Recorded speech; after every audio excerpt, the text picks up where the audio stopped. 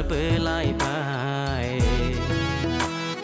बारदै सिखोलाया मोसाफैबाय खौवौ खौवौ दाउ गाबजेनलायबाय बैसागु बोथोरा सफैलाय फिडि प्रडाक्शननि बेनाराव नोंथांमोननि गेजेराव फैगासिनो दं सिउ सिउ बारा मेथाइनि दोंसे बैसागु मिउजिक भिडिअ सोमखोर बसुमतारीनि लिरनाय आरो देंखो होनायाव रोजाबदों पवित्र दैमारिया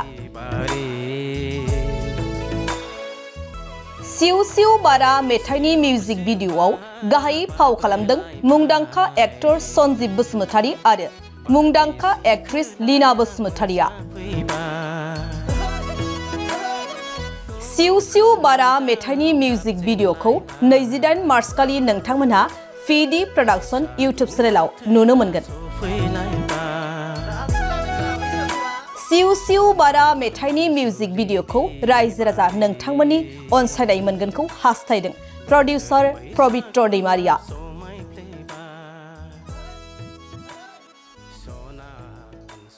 दिनै आंनि खनजेननाय गिबि बैसागु मेथाइ आंनि जिउआव बेनो गिबि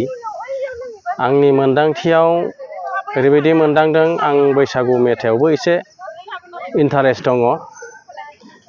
ओंखायनो आं दिनै बैसागु मेथाइ सिंगेल आंनि खननायजोंनो बे बैसागु गोदान बोसोरखौ बरायनो बा बरायनायजों लोब्बा लाखिनानै आं बे मेथाइखौ दिहुननाय जादों बेनो मेथाइनि मुङा सिउ सिउ बारा बारबोलायबाय बेनि लिरगिरिया जाहैबाय सोमखोर बसुमतारी आरो टिउनाबो सोमखोर बसुमतारीयानो जाहैबाय बेखौ जितु भिडिअग्राफ खालामगोन बिथां करिय'ग्राफ खालामगोन नै बिथां सोमखोरानो भिडिअग्राफाराव दङ बिलिफां एक्टरा सन्जीब बसुमतारी एक्ट्रेसा लीना आं टाइटेलखौ बावबाय दायो नोंथाङा बे भिडिअखौ बहा लादों आं बे भिडिअखौ नै जोंनि फाग्ला दैमा सेरावनो मोनसे थाजिम मिथिंगायारि नुथायखौ नुनायजों आं बेवहायनो माने एसे स्पट मोननैसो लानानै शुटिं मोननैसो लानानै जागायजेननो साननानै दिनै जागायबायबो आरो दंबावो शुटिं गाबोनहालागै जोबनो हागौ गुबुन गुबुन जायगायावबो दङ थांगोन दिनैहाय साइड डान्सारनि जितु पारफरमेन्स सोलिगासिनो दङ रिहार्सेल फिल्डआव शुटिं सोलिगासिनो दङ दिनै जोबनायनि लामायाव आं सानदों बोथोराबो अबयसे आंखौ बादा बिगिनि बायदि खालामनाय बायदि जादों अब्लाबो अखा बोथोरनि उनाव जों जिथु दा हाल साल नुथाय सिटुवेशनखौ नुदों एनभायरनमेन्टखौ नुदों सोमखोर मिथिंगाजों जोबोर समायना मोनसे महर लादों आरोखि बेबो अबयसे आंखौ माने गोहो बोलो होदों साहस होदों थुलुंगा होदों गतिके आं बोथोरखौबो मिथिंगाखौबो साबायखर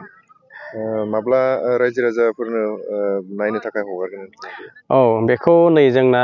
एडिटिंआ जोबगोन स्टुडिअआव एडिटिं जोबनायनि उनाव बायदिसिना स्टेप दङ बेनि उनावहाय आंनो बिसोरो जाय एडिटर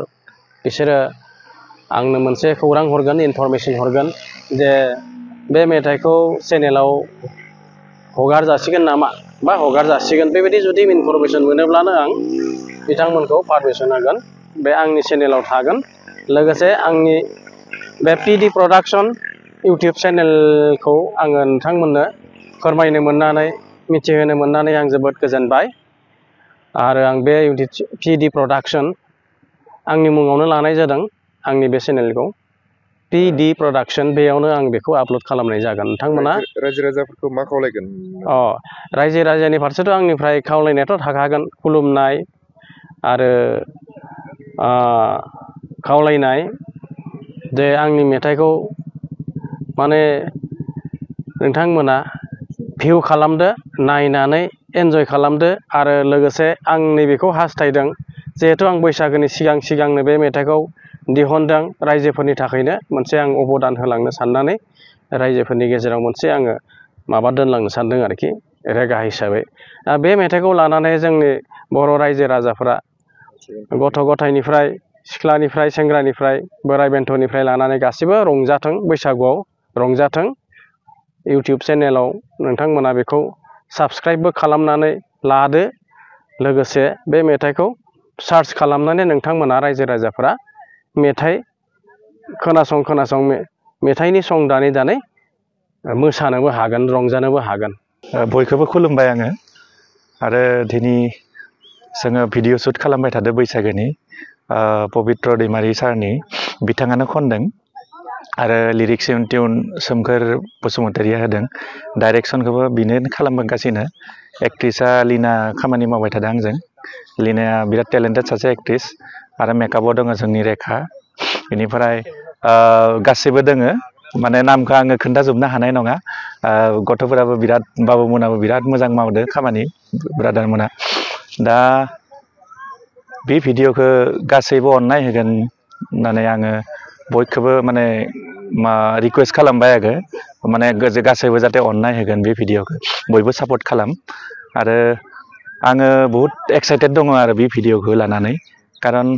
बिराद खस्थ' खालामगासिनो जोङो दिनै जोंनिया फार्स्ट डे गाबोन सेकेन्ड डे बोथोराबो एसे गाज्रि दङमोन अब्लाबो जोङो बिराद खस्थ' खालामनानै माने भिडिअखौ शुट खालामदों गोजोन्थों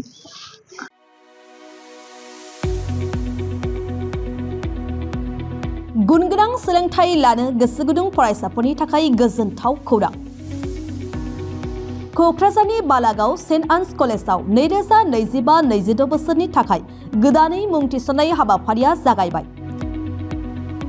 एचएस थाखोआव आरो FYUG थाखोआव फरायसाफोरनि गोदानै मुं थिसननाया सोलिगासिनो दं क'क्राझारनि साहा बालागावआव थानाय सेन्ट आन्स कलेजनि एचएस थाखोआव कमार्स आरो आर्ट्स स्ट्रीमाव इंलिश मिडियामाव गोदानै मुं थिसननाया सोलिगासिनो दं